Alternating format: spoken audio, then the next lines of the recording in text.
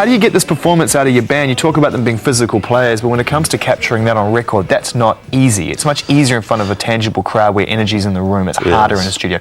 Do you motivate them in the studio? Do you leave them up to their own devices? How's the relationship? I think the motivation is the actual songs, and that's where everything begins. I mean, if the songs are useless, I don't think anybody can play them with any degree of gusto and enthusiasm.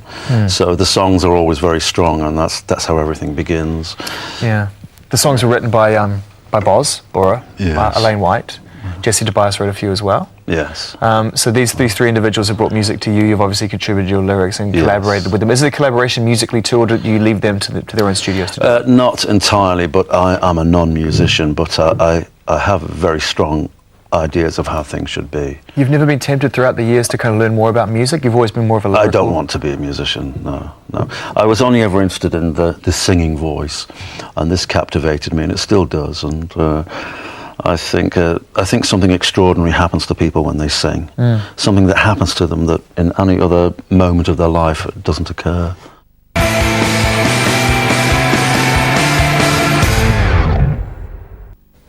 Did you always want to sing? When did you realise? Yes, I realised when I was very, very small, and I was obsessed with really anybody who sang, any pop singer who sang and didn't have an instrument, and just stood there in front of the camera with no musicians, nobody in the way, just you, your voice, and there was the audience.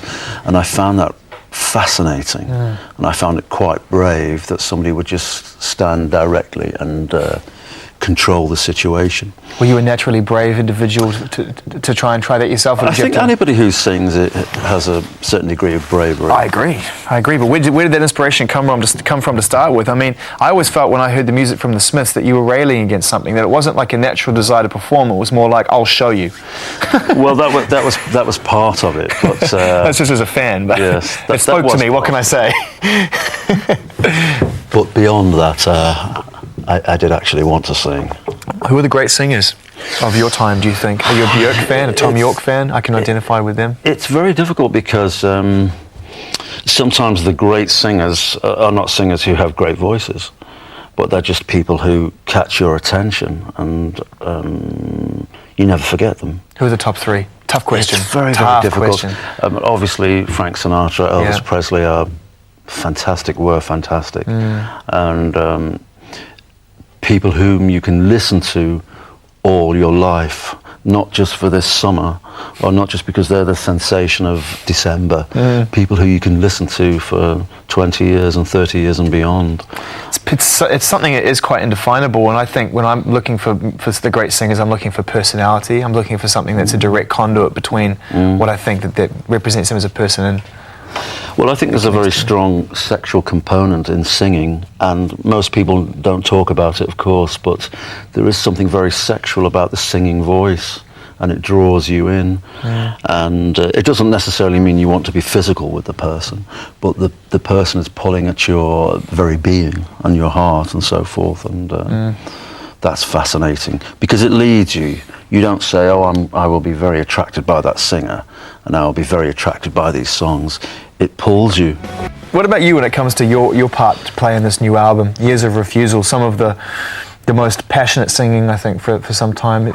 For me, since Quarry, I think, you'd be back in that place. And, do you find it easy when you're recording the vocals? And we'll get to Jerry, the late, great Jerry Finn, in a minute, but to put yourself in a position to get that kind of performance out of you? I find it very easy. But I can only do it perhaps for 5 or 6 run-throughs. So I wondered whether or not, there was a part of you, on a certain day you'll wake up, have your tea, coffee, whatever, and you'll go, today's a singing day, I can tell today's a singing day. Well, I will feel that the next couple of hours will be singing hours, but I can't repeatedly just go on and churn it out. Is that an emotion thing? Is it a vocal restraint thing? It's emotional. It's emotional. To get that kind of performance as well, you need a great producer.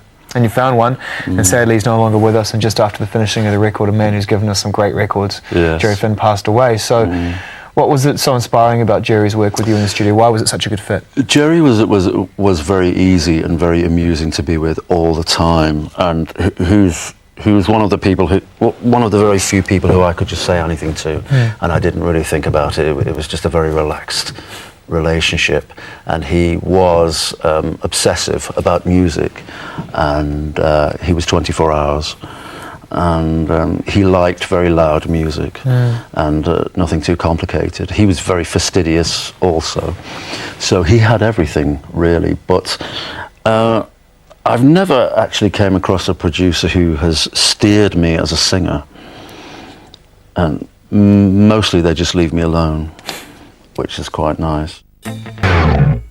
How would you sum up, you know, your relationship with the recording industry over, you know, throughout your career from the Smiths onwards? I mean, you know, it's been a big part of your life. It's been my life completely, but I don't think I have a relationship with the music industry. I don't feel as if I'm involved at all.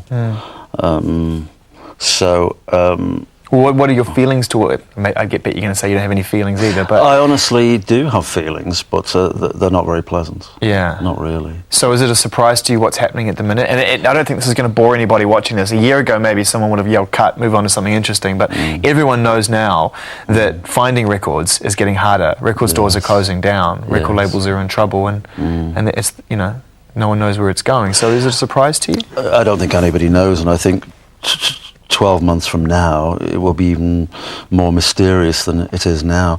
It's very, very sad that the record shops are just falling everywhere, majors, independent shops, etc. It's very, very sad. Everything is just falling away. Was that a big part of your life, the local record store, when you were growing up? It always has been. It always has been.